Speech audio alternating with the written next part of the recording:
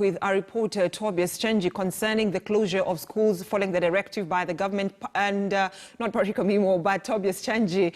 Good morning. I was almost calling you Patrick Omimo. I hope you can hear me clearly.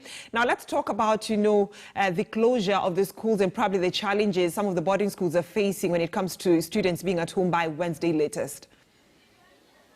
I can hear Brenda. Very good morning. We are at Sahajanada Special School in Mtwapa town in Kilifi County, where, as you can see behind me, those are children who are with the disabilities and even the elderly. Most of them are those people who are suffering from microcephalus. These are kind of a disability where, as you can see behind me, there are people with small heads, or rather children. And now, two issues that are happening here right now. You remember the government had issued that directive that the schools should be closed.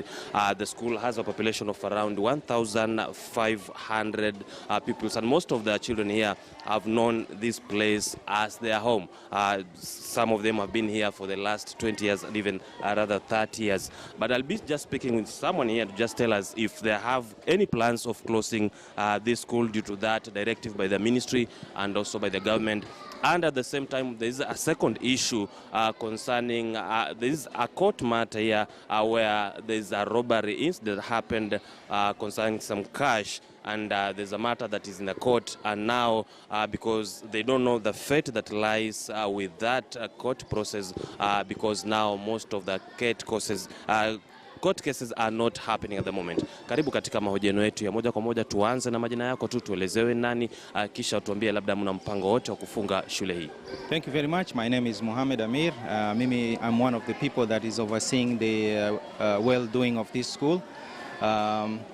In terms of what's going on in the instructions that were given by His Excellency President Uhuru Kenyatta in terms of closure of schools, we are already preparing. We have sent a few of the kids back to their parents, and we have until tomorrow, which is Wednesday, to make sure that all the rest of the kids are sent to their parents.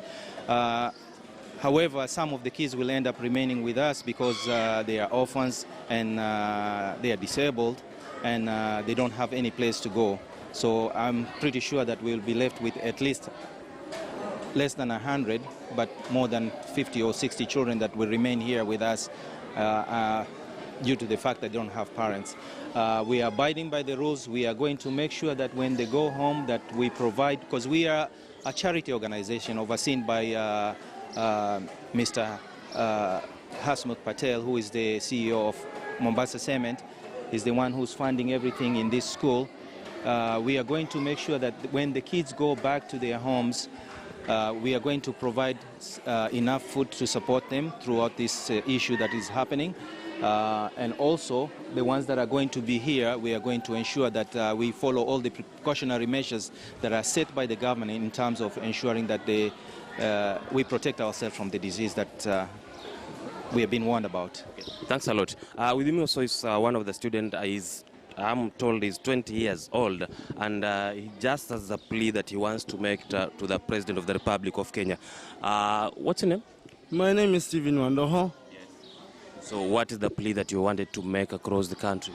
I would like to make a plea I would like the Bajaber family to return our money, because that money was not for anyone. That money was for charity. Imagine somebody stealing money for charity. Pesa ni ya kusaidia watu, wewe unaiba, unaenda kuitumia. Kwa nini?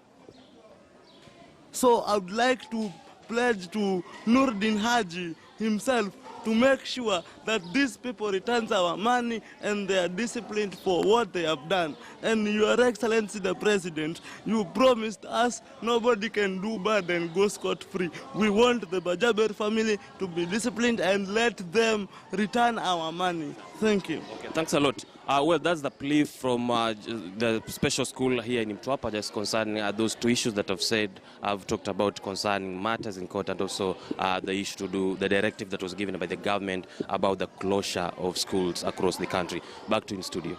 Tobias